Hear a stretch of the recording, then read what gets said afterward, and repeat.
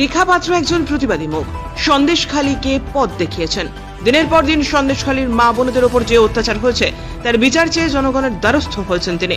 রেখা পাত্রের সেই জনপ্রিয়তা এবং যেভাবে তিনি আন্দোলনকে রূপ দিয়েছেন, স্বাভাবিকভাবেই আন্দোলনের কণ্ঠস্বর নারীদের মুখ রেখা পাত্রকে দমিয়ে রাখতে তৃণমূল কংগ্রেস অপচেষ্টা করছে।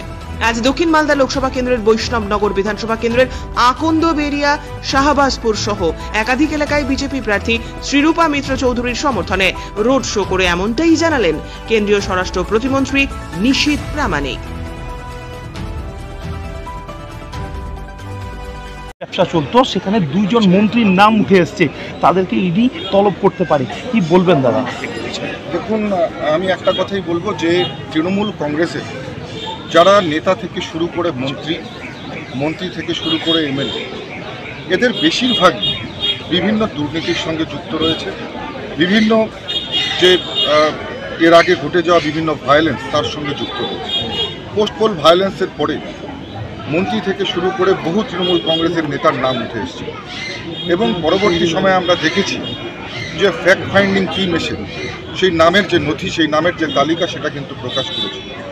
ঠিক একইভাবে আমরা সন্দেশখালীতে যে ঘটনা দেখেছি, যে যেভাবে চাষের জমি নষ্ট করে সেখানে নোনা জল ঢুকিয়ে দেওয়া হতো এবং সন্দেশখালীর যারা সাধারণ মানুষ, সাধারণ কৃষক থেকে শুরু করে একেবারে সাধারণ যারা মধ্যবিত্ত পরিবারের মানুষ, তাদের উপর যে অকথ্য অত্যাচার চলত, সেই ঘটনার সঙ্গে যে দুর্বৃত্তরা, যে দুষ্কৃতিকারীরা জড়িয়ে রয়েছে, নিশ্চিতভাবে আমরা বলতে পারি এরা আর অন্য কেউ নয়, এরা তৃণমূল কংগ্রেসের সঙ্গেই জড়িত। স্বাভাবিকভাবেই এখান থেকে যদি তৃণমূল কংগ্রেসের নেতা, মন্ত্রী বা তৃণমূল কংগ্রেসের বড় মাপের কোনো নেতৃত্বের নাম উঠে আসে, তাহলে অবাক হওয়ার কিছু নেই। দ্বিতীয় প্রশ্ন দাদা, সন্দেশখালীর বিজেপি প্রার্থী বারবার তাকে আক্রমণ করা হচ্ছে এবং তাকে লাঞ্ছনা করা হচ্ছে, তার উদ্দেশ্যটা কি? দেখুন, রেখা পাত্র একজন প্রতিবাদী মুখ আছে, প্রতিবাদী নারীদের কণ্ঠস্বর, নির্যাতিতা মহিলাদের কণ্ঠস্বর।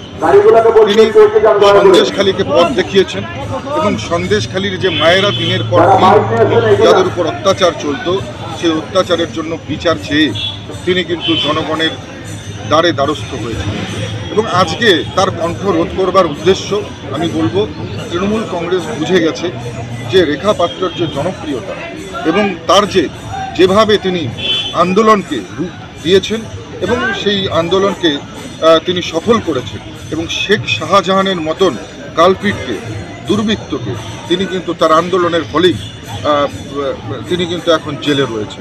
তো নিশ্চিতভাবে বোঝাই যায় সেই নারীদের কণ্ঠস্বর, আন্দোলনের কণ্ঠস্বর, আন্দোলনের মুখ, তাকে দাবিয়ে রাখবার জন্য, তাকে দমিয়ে দেবার জন্য তৃণমূল কংগ্রেস এইসব অপচেষ্টা করছে। তাপস রায় এবং কুণাল ঘোষ একটি রক্তদান শিবিরে গেছিলেন, সেখানে কুণাল ঘোষ তাপস রায়ের কিছু প্রশংসা করে, কিছুক্ষণ পরেই যা খবর রয়েছে কুণাল ঘোষকে দলীয় সমস্ত পদ থেকে সরিয়ে দেওয়া হয়েছে। কীভাবে দেখছেন এই বিষয়টা? দেখুন, আমি বলবো যে এটা তৃণমূল কংগ্রেসের একেবারেই একান্ত দলীয় বিষয়। তারা কাকে সরালো, কাকে রাখলো, কাকে আপন করলো, কাকে পর করলো, এই বিষয়ে আমার বলবার বিন্দুমাত্র ইচ্ছে নেই। তবে একটা বিষয় আমি বলতে চাই যে কুণাল ঘোষ বা এই ধরনের যারা লোক তৃণমূল কংগ্রেসের রয়েছে, এরা কোনো দলের জন্যই ভালো না। এরা যেখানেই যাবে সেখানেই কিন্তু পরিবেশ দূষিত করবে। আমরা এর আগেও দেখেছি এবং নিশ্চিতভাবে এই সমস্ত মানুষগুলোর থেকে প্রত্যেকটা দলকে সাবধান হওয়া উচিত। লাস্ট প্রশ্ন দাদা, কোভিশিল্ড সেখানে কোম্পানি নিজেই স্বীকার করেছে যে এই যারা টিকা নিয়েছে সেক্ষেত্রে সাইড এফেক্ট হতে পারে, এটা কিভাবে দেখছেন? কোভিশিল্ড কোম্পানির পক্ষ থেকে স্বীকার করা হয়েছে, মিডিয়া, সোশ্যাল মিডিয়ায় দেখা যাচ্ছে। জানা নেই, আমি জেনে জানাবো। Thank you.